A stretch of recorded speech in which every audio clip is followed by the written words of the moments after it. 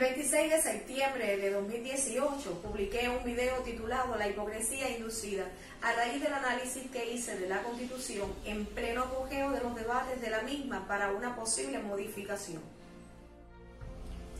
Hoy, a exactamente 2 años del anterior video, me siento motivada a compartir mi opinión después de haber visto las entrevistas de Taladí al presbítero de la Iglesia Reformada Reinerio Arce en el programa Pasaje a lo Desconocido, donde compartieron sus criterios con respecto a la Biblia, y la entrevista de Oliver Zamora a la activista Elaine Saralegui, divulgada por Russia Today, donde se trató el tema de la postura de la Iglesia fundamentalista hacia la comunidad LGTBIQ+. Con mucho respeto y tolerancia, escuché y analicé cuidadosamente cada criterio expuesto en ambos espacios, de donde llego a las siguientes conclusiones. Número 1, que los mensajes compartidos en los mismos obedecen a un mismo propósito y enfoque. Número 2, que ese enfoque y propósito solo representa a un grupo determinado de personas. Y número 3, que fueron transmitidos a través de la única televisión con que cuenta el cubano. Y es entonces donde yo me pregunto, ¿de qué espacio en esa misma única televisión disponemos los que pensamos diferentes para llevar al pueblo otras interpretaciones de esos mismos temas bíblico-teológicos, de forma tal que cada cubano en libertad pueda sacar sus tan necesarias propias conclusiones? Cada persona, creyente o no creyente, tiene una conciencia que le da la capacidad de discernir o determinar lo que está bien y lo que está mal, a partir de lo cual puede juzgar los comportamientos y tener un criterio propio acerca de sí mismo y de todo lo que le rodea. Desde que nacemos, el cuerpo va creciendo y desarrollándose. Lo mismo debe ocurrirle a la conciencia, debe crecer y desarrollarse, y esto no en las dimensiones físicas, sino en habilidades y capacidades que le permitan conocerse a sí mismo, al mundo que le rodea e interpretarlo, estableciendo para sí una estructura de pensamiento. Así como el cuerpo necesita de alimentos para su desarrollo, también la conciencia lo necesita. Cada persona tiene la responsabilidad de alimentar su conciencia. Y muchos se preguntarán, ¿cómo puedo yo alimentar mi conciencia? ¿O cómo se puede alimentar la conciencia? Bueno, la conciencia se puede alimentar permitiendo que a ella lleguen conocimientos, puntos de vista y opiniones diversas para que ella, por sí sola, pueda analizar, pensar, razonar, llegar a conclusiones y por lo tanto tener criterio propio, o sea, una manera de pensar propia para regir su comportamiento y el futuro ejercicio de la comunicación, el intercambio, el debate y todo esto de manera inteligente.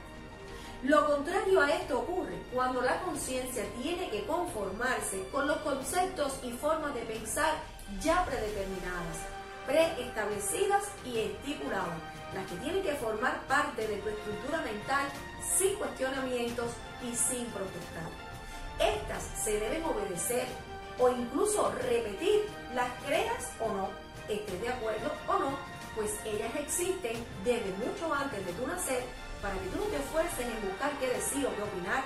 Tú solamente debes dar gracias y sujetarte a quien te adelantó el trabajo de pensar.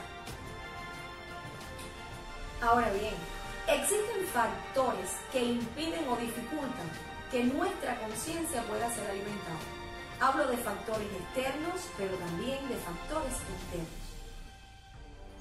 ¿A qué me refiero cuando hablo de factores externos? Bueno, pues me refiero a toda influencia externa que impida o dificulte que una persona pueda alimentar su conciencia por estar bajo los efectos del miedo, de la intimidación o de la censura.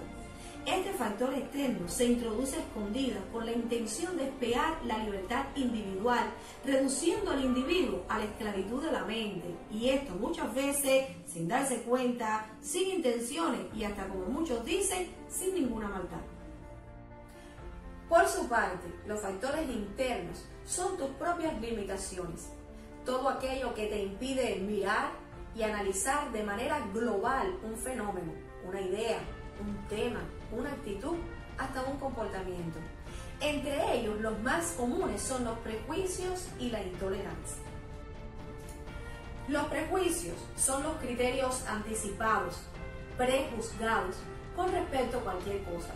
No es fácil examinar con objetividad un asunto para el que ya tenemos ideas preconcebidas, porque crea predisposición, resistencia y rechazo a todo lo que aparente ser diferente.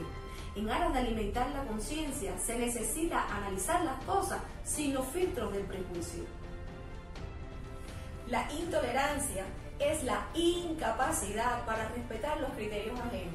Es como si no se entendiera que no somos clones, que no somos robots y que cada persona es diferente, con opiniones diferentes, con gustos diferentes y que así fuimos diseñados.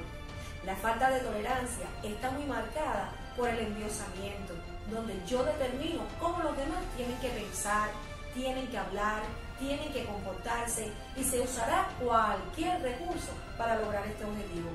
De ahí que no se esté interesado en tener acceso a ningún punto de vista que sea contrario. Tanto los factores externos como los internos son muy peligrosos, por cuanto contribuyen a la desnutrición de la conciencia, lo que a su vez resulta en una conciencia atrofiada o deformada producto del desuso. Esta conciencia atrofiada estará incapacitada para entender o tolerar a los que piensan diferentes. Están condicionados por la ignorancia, por lo que pueden llegar a juzgar de rebeldes, creadores de divisiones o incluso hasta de traidores a aquellos que solo tratan de ejercer su libertad de pensar. Porque la tierra firme que pisamos es escasa, porque el sistema político de los últimos 60 años ha sido cerrado, porque el acceso a la información es limitado y censurado. Es por eso que creo que el cubano tiene predisposición a tener la conciencia mal alimentada y por lo tanto estrecha, trayendo como resultado que cualquier forma de pensar diferente sea vista como una amenaza. Yo no puedo impedir que otros no quieran alimentar sus conciencias, pero sí puedo impedir no alimentar la mía. Es tiempo de que seamos transformados por medio de la renovación del entendimiento, es decir, la renovación de nuestra manera de pensar, pero eso nunca ocurrirá si nos seguimos conformando a este siglo.